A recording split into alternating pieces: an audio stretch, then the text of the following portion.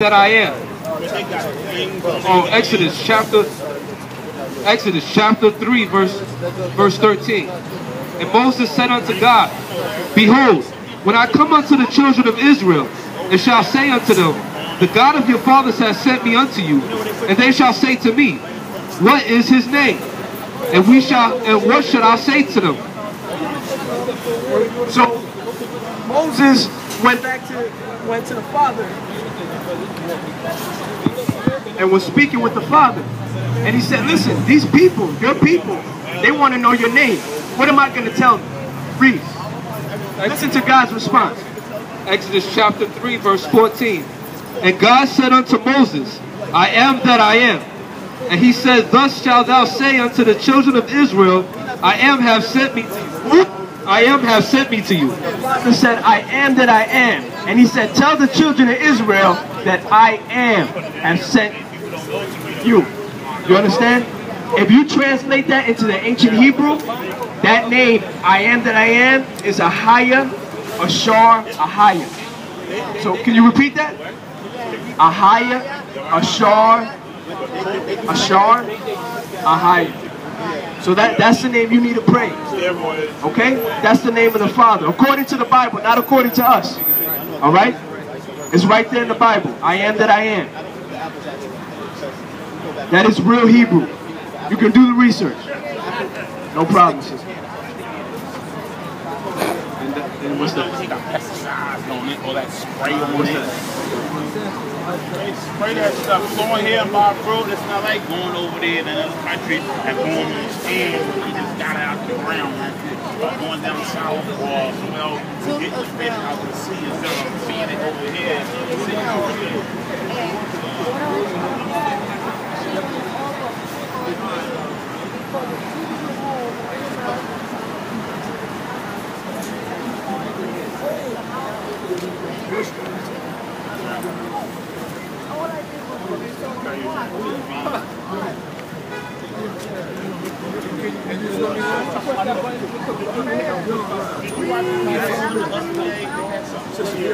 Just like I said, we are going to play 5 in a week. Make sure that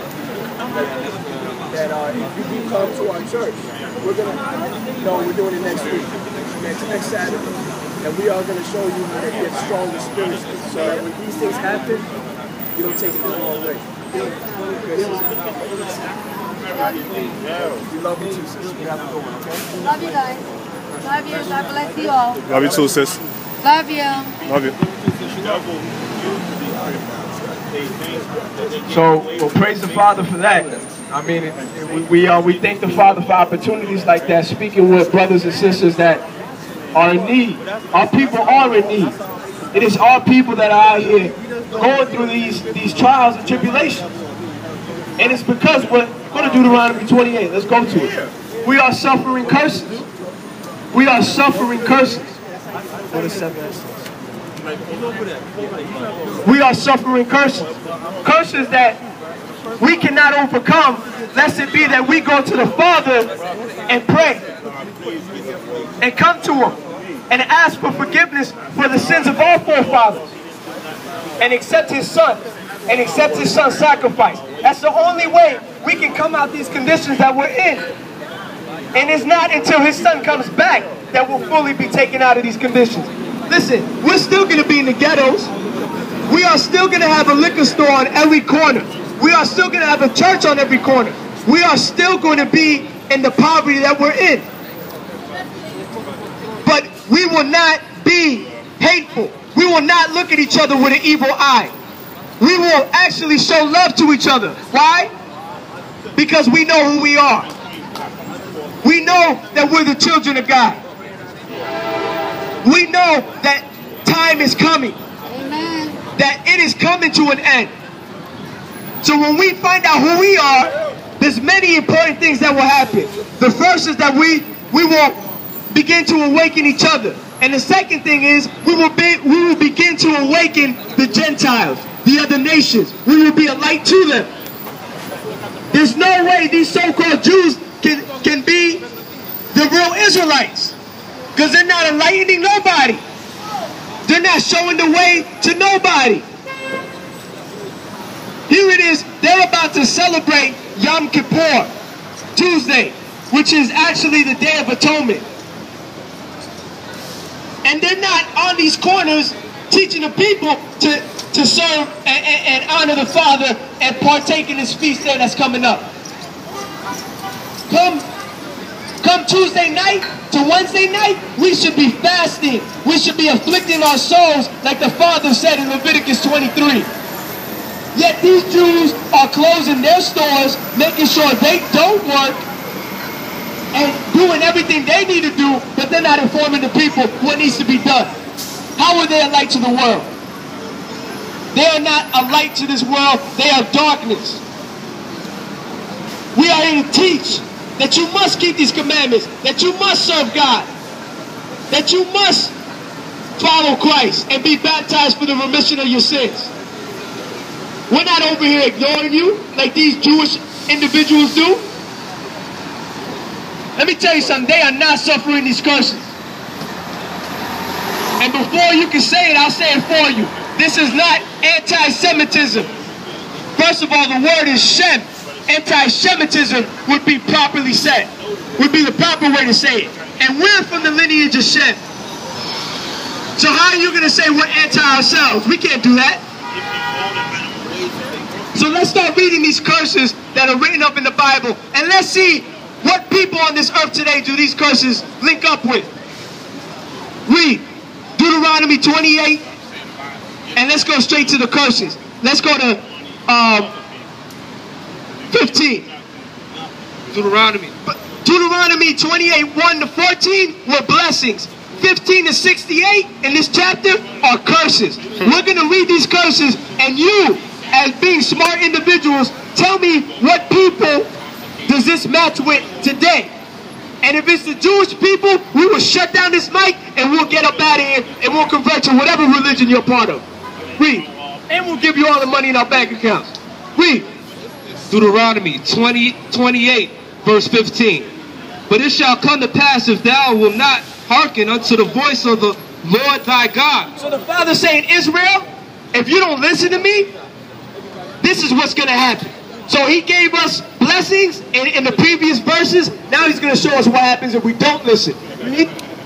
But it shall come to pass, if thou wilt not hearken unto the voice of thy Lord thy God, to observe and do all his commandments and his statutes, which I have commanded thee this day, that all these curses shall come upon thee and overtake thee. So he's saying, if you don't listen to what I'm about to tell you, and you don't keep my commandments and my statutes, and follow my holy days, and do what you're supposed to do, these curses that I'm about to read are going to happen to you.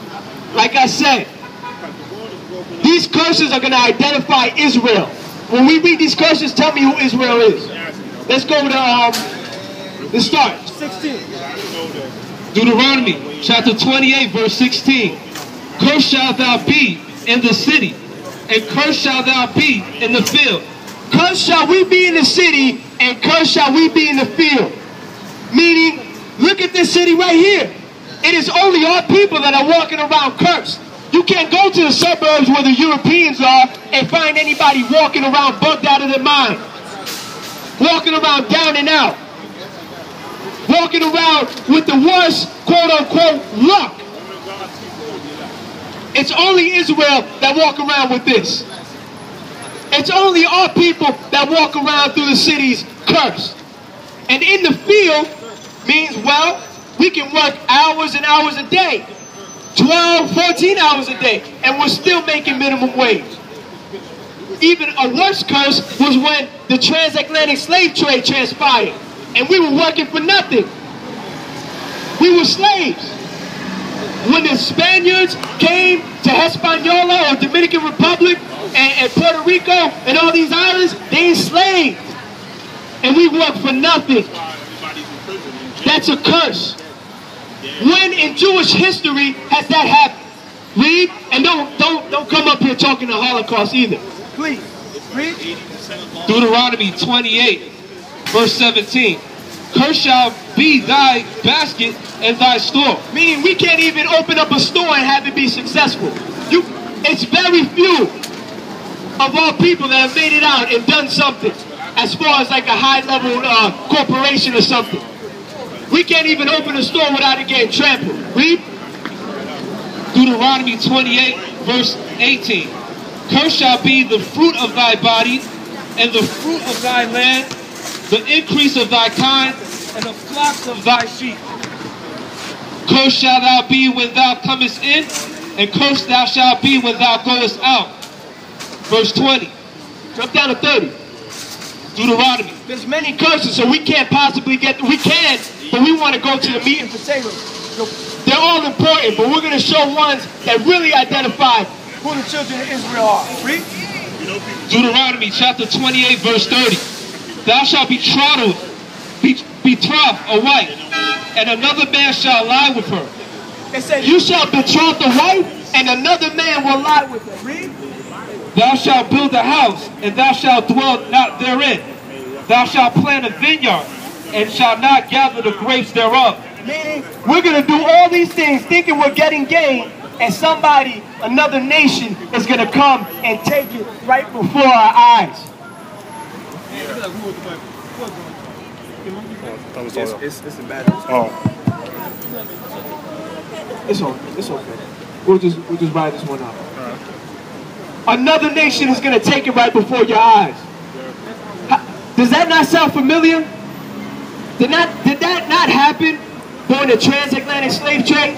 Did not we have houses and wives, and that men came from another nation and ravished the women that we had, took our house that we built and the grapes that we sowed, and just took it right before our face? Read. Deuteronomy chapter 28, verse 31. Thine ox shall be slain before thine eyes. Thou shalt not eat thereof. Thine ass shall be violently taken away from before thy face. Thou shalt not be restored to thee. Thy sheep shall be given unto thine enemies, and thou shalt have none to rescue them. 32. Thy son and thy daughter shall be given unto another people. Another what? Another people. Another what? Another people. I don't know when in Jewish history that transpired. I don't know. And you can't say it's the Holocaust because, well, it was one European nation going against another European nation. It's the same nation. It was when the Europeans came through the transatlantic slave trade and destroyed our people. If I can sum it up, destroyed our people by taking what we had, taking our women, taking our children and selling them for nothing. Listen, people say forget slavery. Listen, we cannot, because the Father did not forget slavery. Slavery was profound. That's how you have your Bank of America and your Wells Fargo. 400 years of free labor is going to do something for you. Just like we served captivity in America, we did the same thing in Egypt. And it was all because we sinned against the Heavenly Father. And we still don't learn. Read. Deuteronomy chapter 28, verse 32. Thy sons and thy daughters shall be given unto another people, and thine eyes shall look and fail with longing for them all day, and there shall be no might in thy hand. Meaning you can't do nothing about it. These people are going to take your children, and you're going to stand there with pain in your heart and your eyes, knowing you can't do anything about it. Why? Because they have weapons that you haven't even seen. What do you think the Israelites, when they got rounded up by these Europeans and these other African nations, what do you think they were doing? Listen, they didn't know what hit them. And they were so overpowered. They couldn't do nothing but watch everything that they known and loved be destroyed and ripped apart. This can only be the so-called blacks, Hispanics, and Native Americans.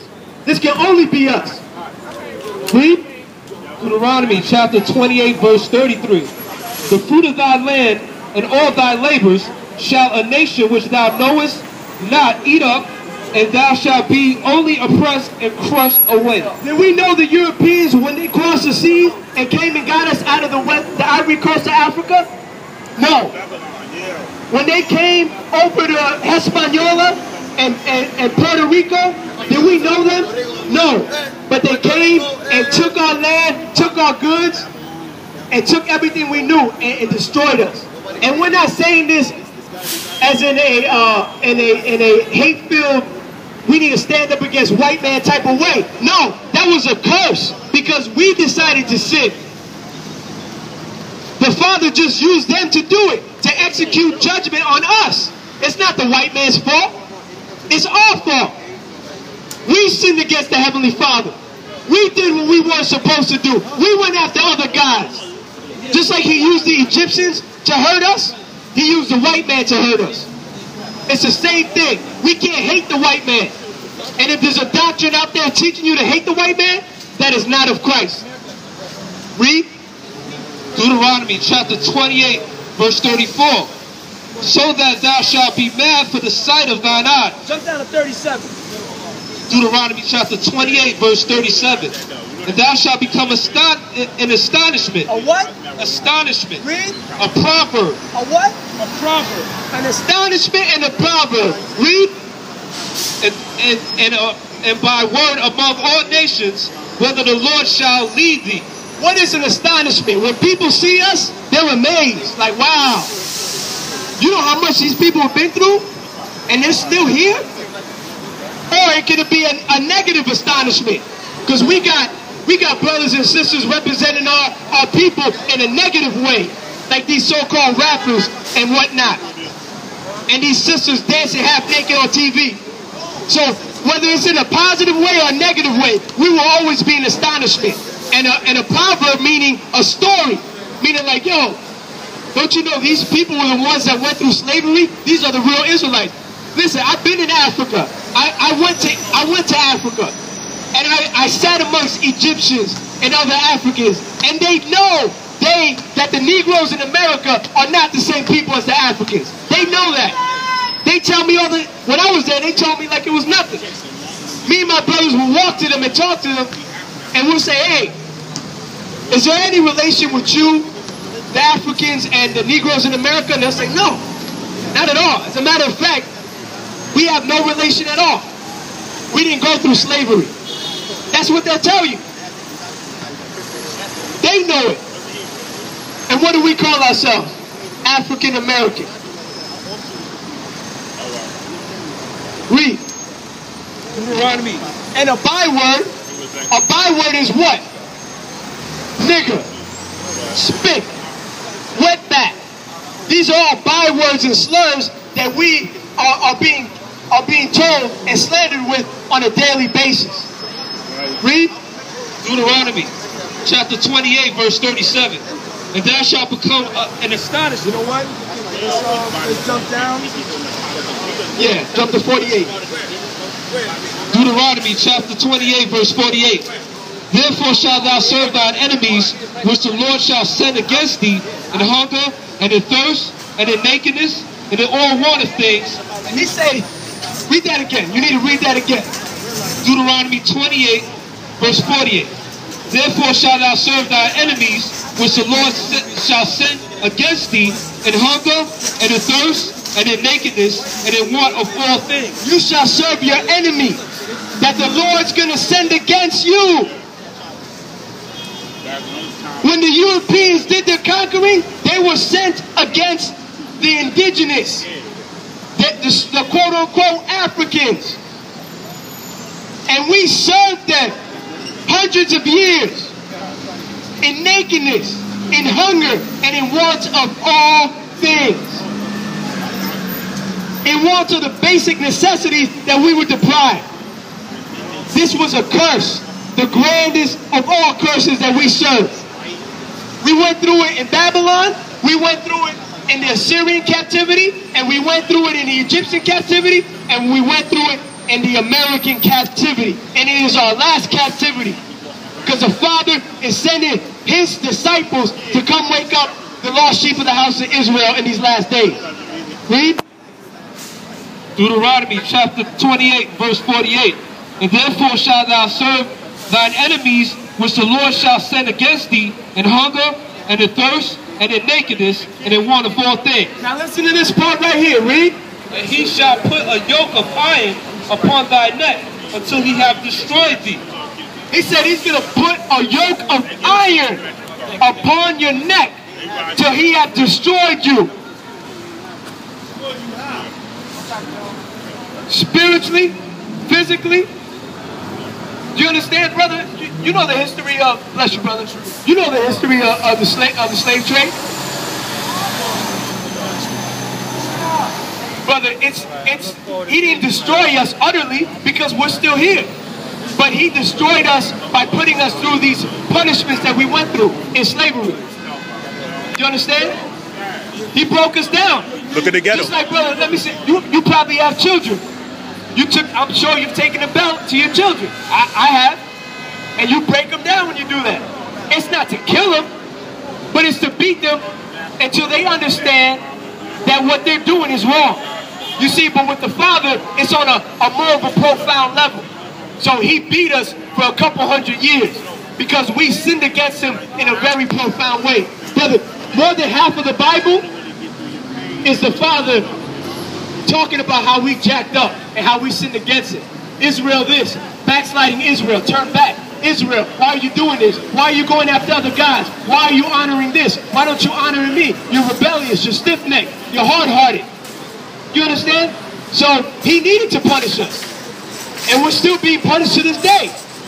But we still do not even consider, like the Bible says in Isaiah, it says, an ox and an ass knoweth his home, but Israel doth not consider. We don't even consider that we're the real Jews.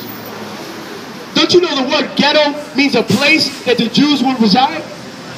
Listen, at this point, in this day and age, the writing's on the wall. The other nations know that we're the Israelites. These high-level, the hierarchy and the government and the Vatican, all these Illuminists, the Illuminati, they all know we're Israel.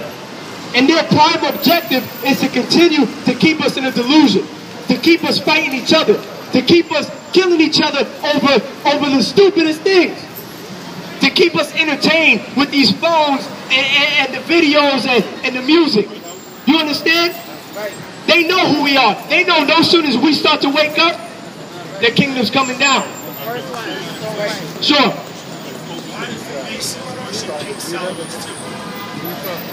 See, the Masons, they honor, before they honor Solomon, they honor somebody called Hiram or Biff. You can find that individual in the Bible, and he was the original Mason, if you will, right? And to my understanding, and I'm not crazy versed in the Masonry, but my understanding is it's just how Solomon went about and built the temple, the architecture. They believe that he used Masonic geometry to construct the temple in a certain way. That's really why they worship Solomon or honor him.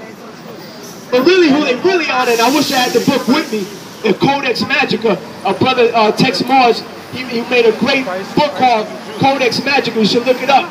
He breaks down Masonry on a good level. And they worship a guy named Jabulon. See, in a certain level of Masonry, you actually have to confess that Jabulon is your power. You understand? So that's my answer to that. Masonry is nothing more than ancient Egyptian philosophy. It's been revamped by the Europeans when they got it. Because before that, the Africans had it. You understand? So, but back to the point I was making, brother. We have to be the people. We have got to be the people. You understand? Because the Jews say that they are the people, correct?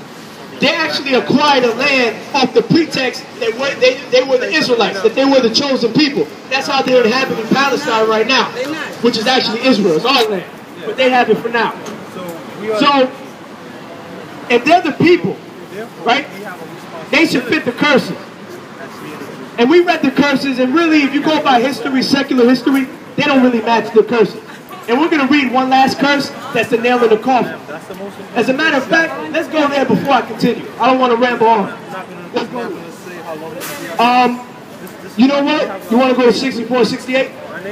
Do that. Let's go there. Let's do that. Deuteronomy chapter 28, verse 64. And the Lord shall scatter thee among all people, from the one end of the earth even unto the other. And there thou shalt serve other gods which neither thou nor their fathers have known, even wood and stone. He said he's going to scatter us from one corner of the earth to the other. And then we're going to worship gods that our fathers didn't know, even wood and stone. You want to know what that wood and stone is? That wood and stone is Christianity and Islam. Religion. We didn't know religion. We did not know religion before it was forced upon us by the sword. Before these conquerors put a knife in our head and said, listen, if you ever want to see your children alive, you need to worship this white image of Jesus. And you need to do it now. Because I'm getting impatient. And we're the only people in history during the transatlantic slave trade that were brought from one corner of the earth to the other. You have so-called, quote-unquote, Negroes that are in Brazil right now. You got some, obviously, that came to America. Some went to Spain. Even when they went and conquered the Taino Indians, they took some to Spain, some to America. You understand? That's only our people. The so-called Jewish Europeans never went through any of these atrocities. And we're not saying it to be racist. We're saying it because it is a fact that is being hidden, that is being neglected to be spoken about. This should be secular history when we're speaking about.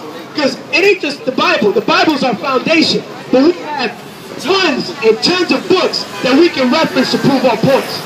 We're not out here unlearned brothers. We're very learned brothers. We have tons of information that we can bring out to present this and to prove our claims. But let's go to the last verse. This is the last verse in Deuteronomy 28, the last curse. Now tell me, but this is the last curse. I want you to tell me who this is. Read. Deuteronomy chapter 28, verse 68. And the Lord shall bring thee into Egypt again with ships. With what? With ships. He said he will bring us to Egypt again with ships. We know in history, the ancient Israelites served captivity where? In Egypt.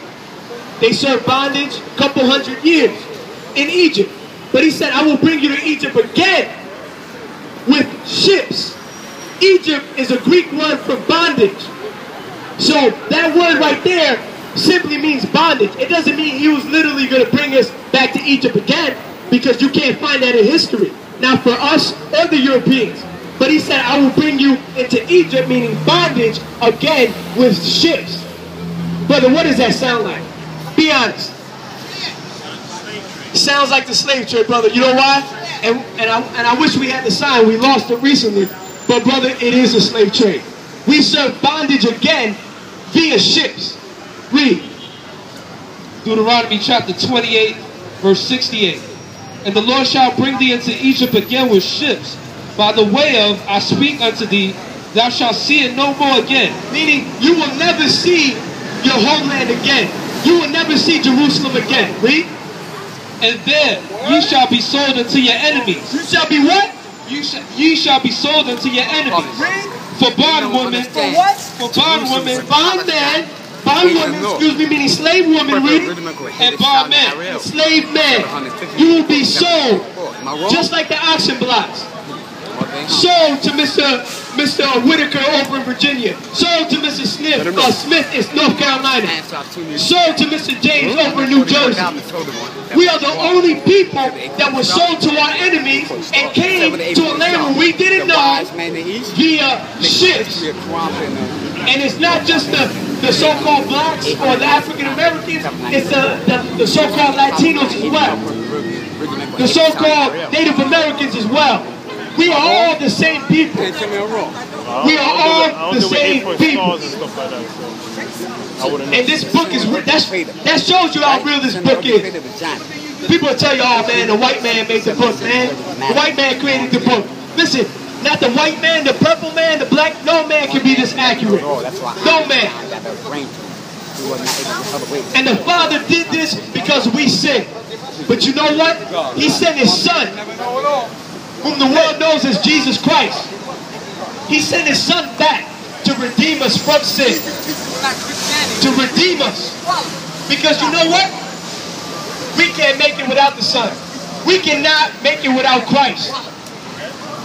Us knowing we're Israelites. Say God Us knowing that the Illuminati is in control and the Rothschilds and all this and that.